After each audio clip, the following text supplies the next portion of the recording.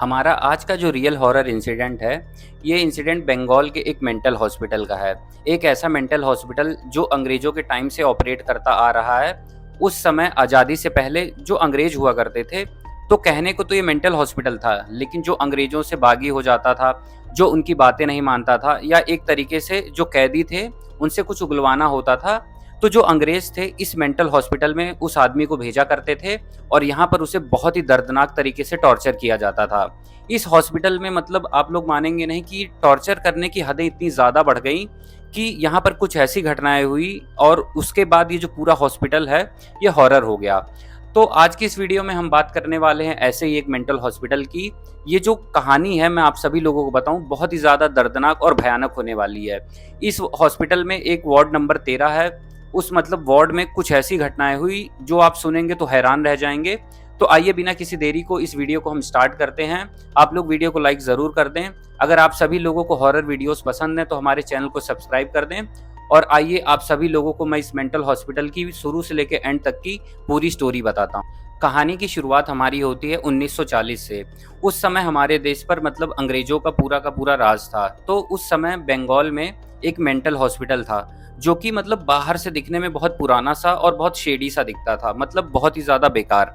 और होता क्या था, उस समय जो अंग्रेज़ थे, जैसा कि मैंने आपको वीडियो की शुरुआत में बताया, जो भी उनकी बातें नहीं मानता था या फिर उन्हें किसी से कोई इन्फॉर्मेशन निकलवानी होती थी या फिर किसी आदमी को अपनी तरफ करना होता था, तो वो लोग करते क्या थे, उस आदमी को इस मेंटल हॉस्पिटल में भेजते थे और यहाँ पर उसे मतलब बुरी तरीके से टॉर्चर किया जाता था। तो पूरे इस हॉस्पिटल का जो मेन डॉक्टर था, उस डॉक्टर का नाम था डॉक्टर ईशान बोस। वो मतलब बहुत ही ज़्यादा अजीब कह सकते हैं या फिर एक तरीके से सरफिरा डॉक्टर था, जो कि किसी पर दया नहीं करता था, जो अपने पेशेंट्स को बहुत बुरी तरीके से ट्रीट करता था।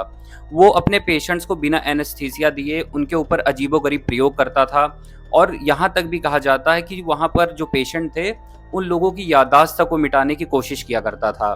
तो उसके जो पूरे ये व्यवहार की वजह से जो पूरा हॉस्पिटल में जो पेशेंट थे, उनके अंदर बहुत ही ज़्यादा डर था। बहुत सारे पेशेंट्स को तो वो लेकर मतलब आप कह सकते हैं किसी के कान काट दिया करता था, किसी की आँखें निकाल लेता था। मतलब इंसानियत से परे जितना भी कोई मतलब भयानक और खतरनाक टेस्ट कर सकता था, वो हर उस आदमी पे किया करता था। क्योंकि उसका ये मोटिव नहीं था कि यहाँ से आदमी ठीक होकर जाए। अगर उस हॉस्पिटल में कोई भी आदमी आ जाता था, तो वो वापस ज़िंदा नहीं जाता था। तो उस हॉस्पिटल में कुछ दिनों बाद होता क्या है कि एक पेशेंट आता है, तो जो अंग्रेज़ उस पेशेंट को लेकर आते हैं, तो डॉक्टर ईशान से कहते हैं कि ये जो आदमी है, हमें ऐसा कर दो इस आदमी के साथ कि इसकी जो याददाश्त है, वो पूरी तरीके से मिट जाए। क्योंकि शायद उस आदमी ने कुछ ऐसा भयानक राज़ अंग्रेज़ों का देख लिया था, जो कि वो लोग डर रहे थे कि पब्लिक में ना जाए।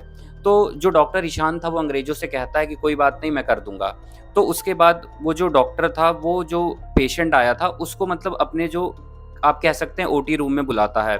उसके बाद उसकी याददाश्त मिटाने के लिए उसने उस पेशेंट को मतलब इलेक्ट्रिक शॉक दिए। उसके बाद बहुत अलग-अलग तरीके के मतलब आप कह सकते हैं तरीके अपनाए कि उसकी याददाश्त चली जाए। और उस रात पूरे हॉस्पिटल में उस पेशेंट की सिर्फ़ चीखें मतलब चारों तरफ फैली हुई थी और वो मतलब इतने दर्द में था कि हॉस्पिटल का कोई ऐसा फ्लोर, हॉस्पिटल का कोई ऐसा कमरा नहीं था कि जहाँ पर उसकी याद मतलब आवाज़ थी वो जा ना रही हो। और मतलब ये सारी चीज़ें करने के दौरान होता क्या है कि याददाश्त तो नहीं मिटती, लेकिन डॉक्टर ने उस पेशेंट को मार दिया। उसकी मतलब वहीं पर जान चली गई उसी कुर्सी पर, जिस कुर्सी पर वो उसे इलेक्ट्रिक शॉक दे रहा था। उसके बाद जो ये डॉक्टर था, इसके अत्याचार पेशेंट के साथ बहुत ज़्यादा बढ़ते जा रहे थे और जो वहाँ पर पेशेंट थे वो इन सब चीज़ों को देखकर बहुत ज़्यादा परेशान थे। अब हम कहानी में थोड़ा-सा आगे आप लोगों को लेकर चलते हैं। तो ये सारी चीज़ें साल, 2 साल, 3 साल से लगातार उस हॉस्पिटल में चलती जा रही थी। जो डॉक्टर था उसका अत्याचार अपने पेशेंट पे होता जा रहा था।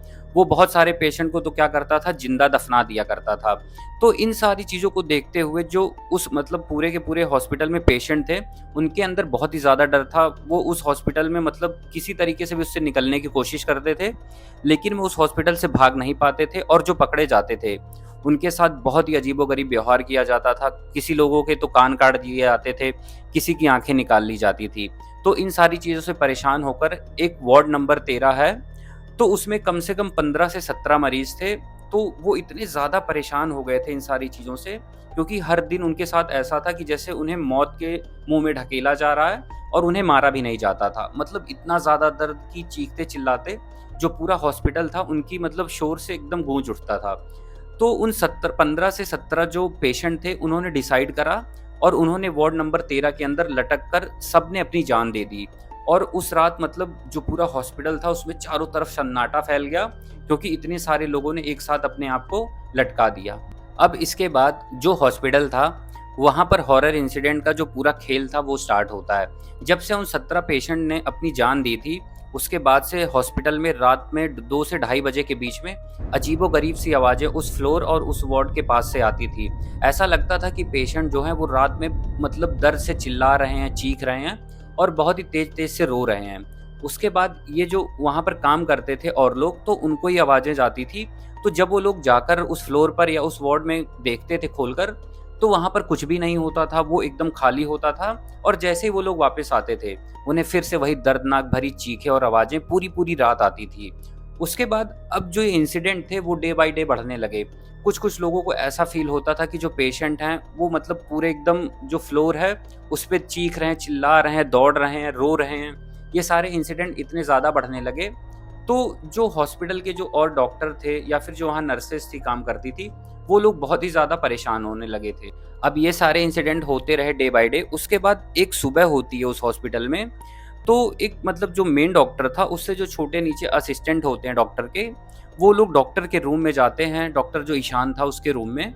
तो वो लोग देखते हैं कि जो डॉक्टर ईशान था वो अपनी चेयर पे बैठा था और उसे किसी ने रस्सी से बांध रखा था और उसके सर पे जो आप कह सकते हैं कि इलेक्ट्रिक शॉक जिससे दिया जाता था पेशेंट को, वो उसके सर पे लगा था। उसकी आँखों से मतलब खून निकल रहा था और उसकी जो हालत थी बहुत ही ज़्यादा बुरी थी। उसके कान किसी ने काट लिए थे, उसकी एक आँख किसी ने फोड़ दी थी। तो ये देखने के बाद जो असिस्टेंट डॉक्टर थे वो बहुत ज़्यादा डर गए कि मतलब ये हुआ क्या? आप लोगों को मैं बताऊँ, इतनी दर्दनाक तरीके से जो डॉक्टर ईशान था उसकी किसी ने जान ले ली थी। और ये सारी चीज़ें फिर पता करने की कोशिश करी गई कि आखिर जो डॉक्टर ईशान था उसके साथ हुआ क्या? उसकी जान आखिर ली किसने? बट ये बात किसी को समझ नहीं आ रही थी। फिर कुछ टाइम के बाद जो वहाँ के असिस्टेंट डॉक्टर थे, उन लोगों के मतलब कहानी तो नहीं कह सकते, उन लोगों ने ऐसा मानना स्टार्ट कर दिया कि जो डॉक्टर ईशान थे, जिन पेशेंट के साथ उन्होंने मतलब इतने सारे अत्याचार करे थे, इतना टॉर्चर करा था, तो जो लोग थे पेशेंट, उन्होंने जो अपनी जान दी थी, उन्होंने ही डॉक्टर ईशान की भी एक दिन जान ले ली। अब मैंने आप लोगों को जो ये पूरी कहानी बताई, ये उस समय की स्टोरी है जो कि उस हॉस्पिटल के पूरे मेंटल हॉस्पिटल के बारे में फ़ेमस हो गई कि यहाँ पर ऐसा-ऐसा हुआ है, ये सारी चीज़ें हुई, यहाँ पर वार्ड नंबर 13 में पेशेंट ने अपनी जान दी। उसके बाद जो यहाँ का जो मेन हेड डॉक्टर था, उसके साथ क्या हुआ और उसकी जान कैसे गई। मतलब उस पूरे हॉस्पिटल को हॉन्टेड माना जाने लगा। उसके बाद फिर टाइम आगे बीतता गया, 10, 20, 30, 40, 50 साल बीत गए। उसके बाद होता क्या है कि जब थोड़ा मतलब नया टाइम आ जाता है, 10-20 साल पहले की बात बताऊँ, तो उस हॉस्पिटल का नाम बदल दिया जाता है और उसके बाद वो जो हॉस्पिटल है, अभी भी मतलब वो काम कर रहा है। और उस हॉस्पिटल में अभी भी रात के टाइम पे वो जो फ्लोर है और जो मतलब जिस फ्लोर पे वार्ड नंबर 13 है, उस फ्लोर को सील कर दिया गया, क्योंकि वहाँ पर भी अभी रात 2 से ढाई बजे आवाज़ें आती थी। तो ये सारी चीज़ें अभी भी चल रही थी। तो आज से 20-20 साल पहले एक मतलब आदमी था, तो उसने सोचा कि मैं रात के टाइम में उस फ्लोर पर जाऊँगा, उस वार्ड में जाऊँगा चेक करने के लिए कि आखिर जो लोग बताते हैं, वो आखिर क्या सच है या फिर ये फिर बनी-बनाई कहानियाँ हैं, जो लोगों द्वारा फैलाई गई हैं। आखिर यहाँ की इनकी बातों में कुछ सच्चाई है भी कि नहीं। तो एक आदमी ने मतलब ये सोचा कि मैं अपना कैमरा लेकर रात में उस फ्लोर पर और उस वार्ड में जाऊँगा। तो जिस आदमी ने डिसाइड किया उस फ्लोर और वार्ड पे जाने का, उस आदमी का नाम था अभिषेक। तो वो आदमी जाता है एक रात अपने कैमरे के साथ, रात में 2 से ढाई के बीच में।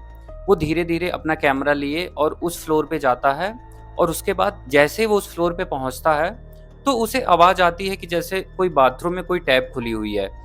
तो वो चेक करने के लिए जाता है कि आखिर उस तरफ है क्या? मतलब कोई आदमी है क्या जिसने टैप खोली है? तो जैसे ही वो बाथरूम में एंटर करता है, उसे ऐसा फ़ील होता है कि जो बाहर कॉरिडोर होता है, वहाँ पर मतलब कोई दौड़ रहा है। उसे बहुत ही अजीब आवाज़ आती है किसी के दौड़ने की। तो जैसे ही वो भागकर कॉरिडोर की तरफ जाता है, तो वो देखता है कि मतलब पूरा कॉरिडोर खाली है, कोई है भी नहीं। और फिर उसे शायद लगता है कि यहाँ पर लोगों ने इतनी कहानियाँ बना रखी हैं, मैंने आने से पहले इतना सब सुन लिया है, कहीं ये मेरे दिमाग का वहम तो नहीं। वो अपने आप को समझाता है कि नहीं, ये वहम हो सकता है। उसके बाद वो मतलब धीरे-धीरे आगे बढ़ रहा था। तो अचानक से जो वहाँ की लाइटें थी वो ब्लिंक होने लगी और उसे भी वही सेम आवाज़ आती है कि वार्ड नंबर जो 13 है, वहाँ से 3 से 4 लोगों के रोने की आवाज़ें और कभी-कभी किसी के मतलब बहुत तेज़ी से आप कह सकते हैं दर्द में चीखने चिल्लाने की आवाज़ें आने लगी। तो जैसे ही वो भागता हुआ वार्ड नंबर 13 की तरफ जाता है, तो वो गेट खोलता है तो वो देखता है कि पूरा वार्ड खाली था, वहाँ पर बस फ़ैन धीरे-धीरे चल रहा था और जो लाइटें थी वो ब्लिंक कर रही थी। उसके बाद वो जैसे फिर बाहर निकलता है, मतलब वार्ड के अंदर कोई था ही नहीं, तो जैसे वो बाहर निकलता है वापस लौटने के लिए, तो उसे ऐसा फ़ील होता है कि जैसे उसके पीछे हाथ पे किसी ने टैप करा। वो जैसे पीछे मुड़कर देखता है तो कोई नहीं था। लेकिन उसके बाद ये जैसे इसके साथ हुआ, ये बहुत ज़्यादा डर गया। जो अभिषेक था, वो मतलब डर गया और उसे ऐसा फ़ील हो गया कि यहाँ पर कोई न कोई चीज़ है, जो मुझे रोक रही है यहाँ पर रुकने के लिए। तो वो अपनी जान बचाता है और वहाँ से भाग जाता है। अब जो अभिषेक था, वो अपने घर आ जाता है, पूरी रात बहुत ज़्यादा परेशान होता है। उसे नींद भी नहीं आती है सही से, उसे मतलब अजीबो-गरीब वही सारी चीज़ें दिखाई पड़ रही थी कि कोई दौड़ रहा है, कोई चीख रहा है, कोई दर्द के मारे रो रहा है। उसके बाद सुबह होती है तो उसने अपने कैमरे में कुछ फ़ोटोग्राफ्स खींची थी। तो वो सोचता है कि चलो ठीक है, मैं इन फ़ोटोग्राफ्स को निकालता हूँ और देखता हूँ कि इनमें है क्या? क्योंकि आज से 15-20 साल पहले के कैमरे ऐसे होते थे, जिनमें एक फ़ोटो क्लिक करने के बाद उन्हें निकालने में टाइम लगता था। तो वो फ़ोटोग्राफ जब निकालता है, तो वो उस फ़ोटोग्राफ में देखता है कि वही हॉस्पिटल का एक रूम होता है और उस हॉस्पिटल का एक बेड होता है और वो उसी बेड पे अपने आप को खुद को बंधा पाता है और उसका जो कान था, वो एक कान कटा था और उसके मतलब चेहरे से साइडों से खून निकल रहा था और उसकी जो एक आँख थी, किसी ने फोड़ रखी थी और उसी बेड के जस्ट पीछे एक मतलब नर्स खड़ी थी, जो कि आप लोग मानेंगे नहीं, मतलब एक पूरे डॉक्टर का जो मतलब ड्रेस होता है, उस ड्रेस में खड़ी थी। उसका चेहरा एकदम सफ़ेद था, उसके मतलब पूरी बॉडी से अजीब-सा मतलब आप कह सकते हैं कि खून-सा निकल रहा था। तो जब अभिषेक ये फ़ोटो देखता है, तो वो बहुत ज़्यादा डर जाता है। वो सोचता है कि मैंने फ़ोटोग्राफ तो सिर्फ़ रूम की ली थी, बट ये सारी चीज़ें कैसे हैं? उसे अपनी आँखों पर भरोसा ही नहीं होता और वो मतलब इतना ज़्यादा डर जाता है कि मैं आप लोगों को बता नहीं सकता। फिर उसके बाद जो अभिषेक होता है, वो दूसरी फ़ोटो निकाल कर देखता है, तो उसने जो उस टाइम का जो मैंने बताया था, जो डॉक्टर ईशान था, उसका जो रूम था जिसमें वो बैठा करता था, तो उसकी उसने फ़ोटोग्राफ रूम की खींची थी। तो उस फ़ोटो में देखता है, मतलब पीछे एक साइड में रूम के अंधेरे में हल्का-हल्का दिखाई पड़ रहा था कि एक आदमी है जिसने पूरा मतलब डॉक्टर का ऊपर से नीचे तक कोट पहन रखा है और उसके बाद उसका जो चेहरा है वो एकदम मतलब सूख चुका है। उसकी जो आँखें हैं, आँखों की जगह उससे सिर्फ़ और सिर्फ़ गड्ढे थे, आँखें नहीं थी और बहुत ही अजीब तरीके से मतलब खड़ा था और उसकी हाइट भी थोड़ी ज़्यादा थी। तो उसने जब ये फ़ोटो देखी, तो फ़ोटो देखने के बाद ये और ज़्यादा डर जाता है। उसके बाद मतलब जो अभिषेक था, उसकी हिम्मत नहीं होती कि उसके कैमरे में जो और फ़ोटोज़ हैं, वो निकाल कर चेक करे। अब जैसे थोड़े दिन बीते तो अभिषेक का जो मतलब नेचर था, जो बातचीत करने का तरीका था, वो बहुत ज़्यादा बदल रहा था। वो मतलब डरा-डरा सा फ़ील करता था, उसे रात में नींद नहीं आती थी, वो कुछ भी बड़बड़ाता था। तो उसके जो घर वाले थे, उन्होंने क्या करा, उन्होंने सोचा कि इसे कोई मेंटल इश्यू है, उन्होंने ना अभिषेक को उसी हॉस्पिटल में भेजा, मतलब ट्रीटमेंट के लिए। तो जब वो लोग अभिषेक को उस हॉस्पिटल में ट्रीटमेंट के लिए भेजते हैं, तो 1-2 दिन तो वो वहीं पे रहता है। उसके बाद 2 से 3 दिन बाद ऐसा होता है कि अभिषेक जो था, उसकी भी बॉडी मतलब एक जो वो था, फ्लोर था जिस पर वार्ड नंबर 13 था, उसी फ्लोर के पास में अभिषेक की बॉडी जो थी मिलती है। उसकी हालत बहुत ख़राब थी। उसका पूरा जो मतलब शरीर था, वो एकदम सूख चुका था, एकदम नीला पड़ गया था। ऐसे लग रहा था कि उसकी बॉडी से किसी ने खून निकाल लिया है। तो उसके बाद लोग बहुत ज़्यादा हैरान हुए कि आखिर ये फ्लोर तो बंद है, क्योंकि मैंने आपको बताया जो फ्लोर था, जो वार्ड नंबर 13 था, उसे पूरी तरीके से सील कर दिया गया है। आखिर ये यहाँ पर कर क्या रहा था और इसकी जान चली कैसे गई? अब जो अभिषेक था, उसकी जो मौत थी वो मिस्ट्री बन के रह गई कि आखिर उसकी जान गई कैसे? बहुत सारे लोग कहते हैं कि अभिषेक ने चैलेंज किया वहाँ पर वो फ़ोटोज़ क्लिक करने और वो जो फ्लोर वार्ड था, उसको देखने के लिए गया था, इसलिए वहाँ पर जो चीज़ें थी उन्होंने उसे अपने वश में कर लिया, उसके ऊपर हावी हो गई और धीरे-धीरे उसे इसी हॉस्पिटल की तरफ खींच लाई और उसके बाद अभिषेक की जान मतलब किसने ली, ये चीज़ बहुत ज़्यादा मिस्ट्री बन के रह गई, किसी को नहीं पता। तो ये जो एक ऐसी स्टोरी है, मतलब स्टोरी क्या, एक ये पूरा रियल हॉरर इंसिडेंट है, जो कि बहुत ही ज़्यादा आप कह सकते हैं, ये जो स्टोरी है बहुत अलग है। क्योंकि एक ऐसा हॉस्पिटल जहाँ पर लोगों को सही करने के लिए लाया जाता था, बट अंग्रेज़ों के टाइम पे वहाँ पर लोगों को टॉर्चर किया जाता था। बहुत सारे लोगों की जान गई। उसके बाद मेरा तो पर्सनल ओपिनियन ये है कि वहाँ पर मतलब इतना ज़्यादा दर्द और दुःख था लोगों के बीच में जिन्होंने अपनी जानें दी, वहाँ पर वो चीज़ें असलियत में मुझे लगता है रुक गई होंगी। बाकी इस स्टोरी में आप सभी लोगों का क्या ओपिनियन है? आप सभी लोग कमेंट बॉक्स में अपने ओपिनियन ज़रूर दीजिए। बाकी अगर आप सभी को वीडियो अच्छी लगी हो तो वीडियो को लाइक ज़रूर करें। चैनल पे नए हैं तो ऐसी स्टोरीज़ और भी हॉरर स्टोरीज़ के लिए आप हमारे चैनल को सब्सक्राइब कर सकते हैं। बाकी मैं आप सभी लोगों से मिलूँगा नेक्स्ट वीडियो में।